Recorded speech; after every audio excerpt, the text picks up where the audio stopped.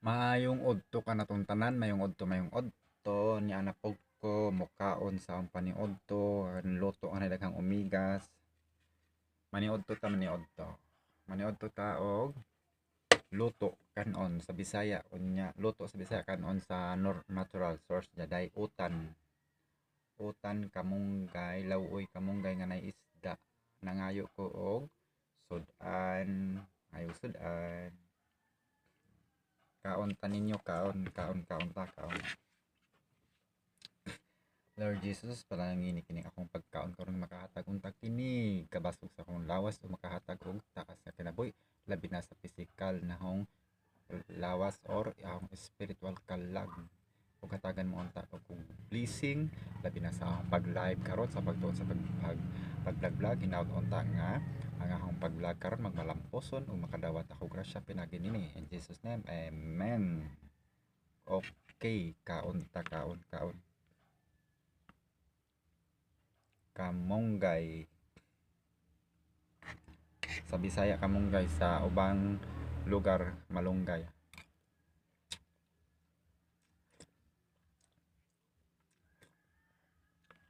Malunggay sa Bisaya, sa amo sa Bisaya, sa Southern Leyte nilawoy kamonggay.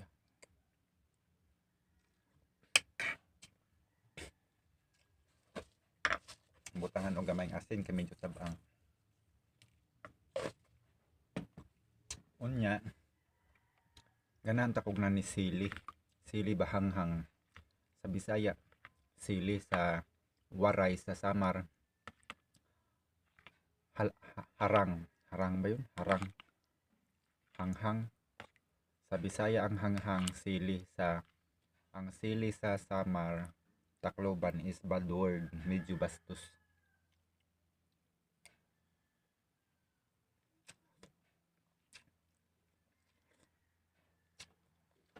Ang sili diri sa Bisaya sa Southern Leyte, ang sili diri sa amo kanang ipuga sa sudan nga para mahanghang ang sudan. Harang sa Tacloban or Samar, harang pala, harang ang tawag.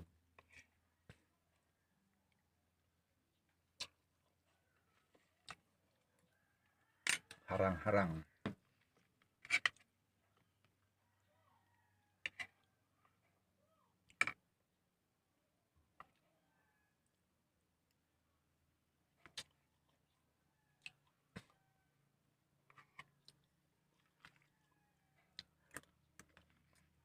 Lami pud ang kuan.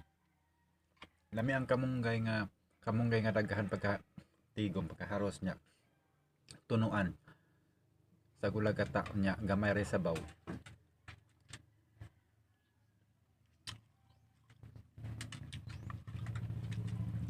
Isda isagol sa utan. Dili man ako nag-utan ani, dili ako nagluto.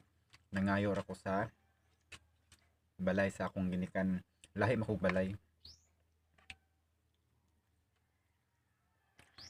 Naglahi kog balay.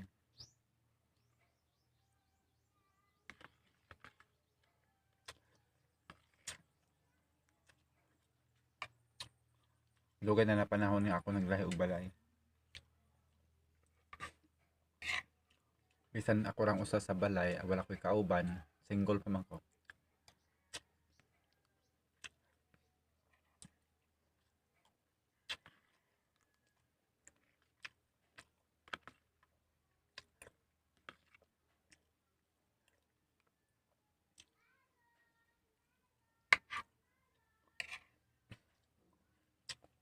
Okay ra na ho kuan. Okay ra na ho nga ang akong sudan kanunay utan kamunggay.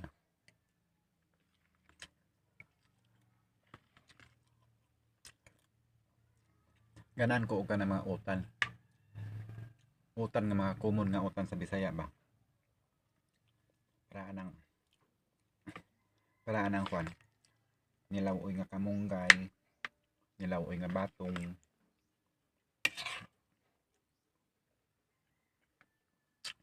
Ganahan ko kuan Nilaw-oy nga kamunggay nya nay batong nya kanang okra nya hapkok pagkaluto. Nasa goreng alabati. Lami.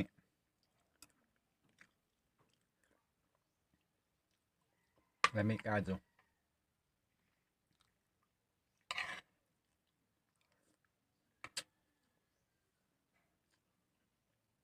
Labi na kanang butangan o kanang kubasa. Dansala na puti. Nindot. Nya kan. Kanang talbo sa kamote. Talbo sa kamote kanang tunuan. Gataan ang talbo sa kamote. Kunya kuan pod. Kanang imong salad ba? Butang isaw sa susuka.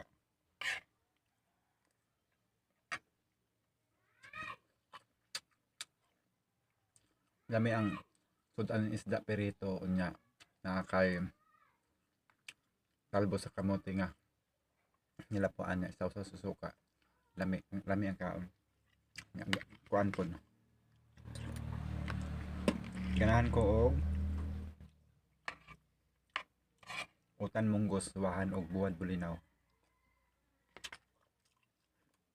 Unya butangan og dahon sa ampalaya, lami kaadyo.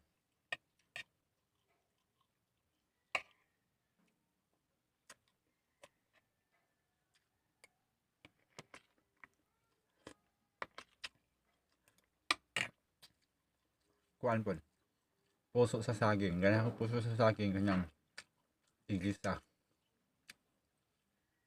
Gisahon na sabawan nindot o kuan pod kanang kilawin. Ilaga ang puso ng saging niya. Parehas sa kuan ba talbos kamote nga butangan og suka gata sagol. Gamit kanon.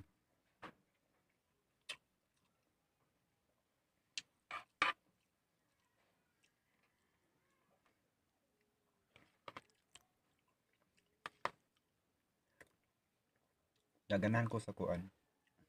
Ganahan ko sa gulay kubasa, kalabasa igisa. Di ko kaadyo mo kaon og tinunuan kubasa. Mas daghan kog makaon nga kubasa ginisa nya. Dili lata medyo hapkok.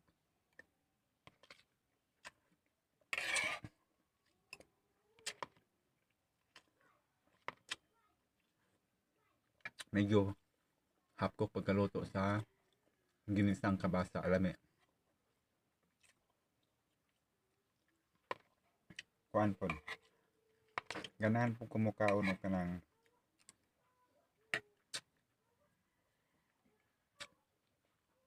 ginisa nga batong sa kulang kalabantos. Igisa ang batong kalabantos butangan nagtuyo ng gamay sabaw. Lami. Kuan man ang kalabantos sa Tagalog. Sigarilyas ba?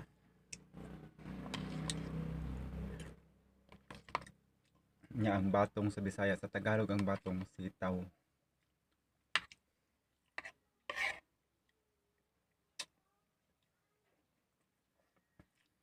Lami na siya adobuhon.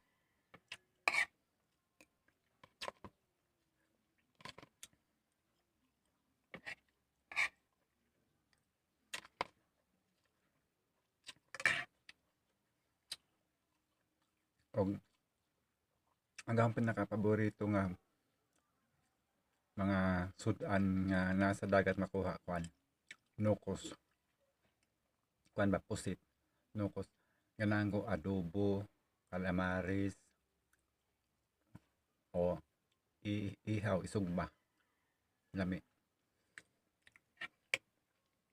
Nya kuan pasayan.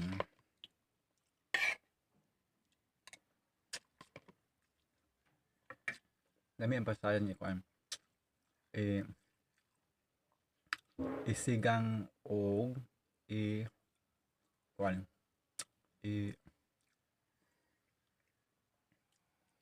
igisa sa butter. Igisa sa butter unya butangan mga lamas unya magisa na sa buwan og Coke or Sprite unya pahubson patuyuin.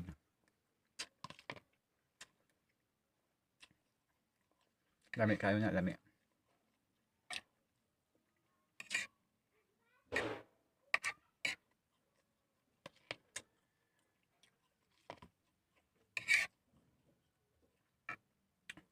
Ang ngipon nga, tipak-tipak. Ang ngipin nga butas-butas. Pudpud na pudpud. Pag nakain ako, yung mga butas-butas sa gilid, yung inunguya akong pagkain, doon napapasok na. Medyo marumi tingnan. Papasok kasi butas-butas yan eh, butas-butas. Katapos kumain bago ako humarap, pag mag content, binabrush ko para maalis yung ano. Pero ngayon, habang nagsasalita ako, habang kumakain na yan, napupuno yan sa kanin.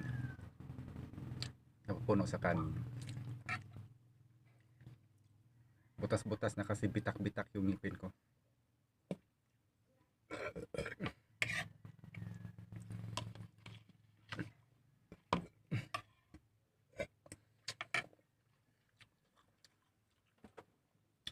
Kaya ako pagpala rin dito sa aking pag video, sa aking pag vlog, kapag papala rin ako magkaroon ng sahod, ipapabunot ko to lahat ng ngipin ko na sira. Ipapabunot ko lahat. Tapos, magpapagawa ako ng postiso. Kapag gumaling na yung gilagid, kapag magkaroon ng tuloy-tuloy na blessing dito, kumikita dito sa pag-vlog, magpapagawa din akong postiso.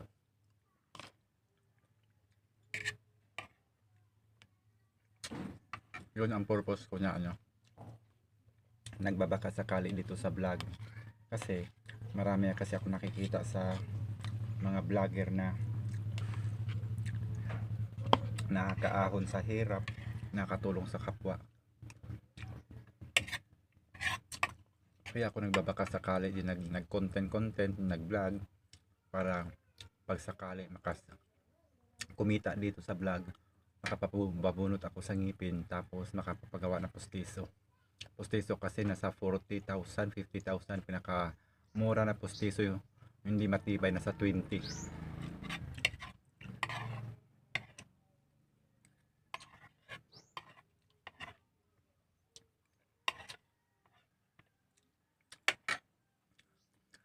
Busog na, tapos na ako kumain.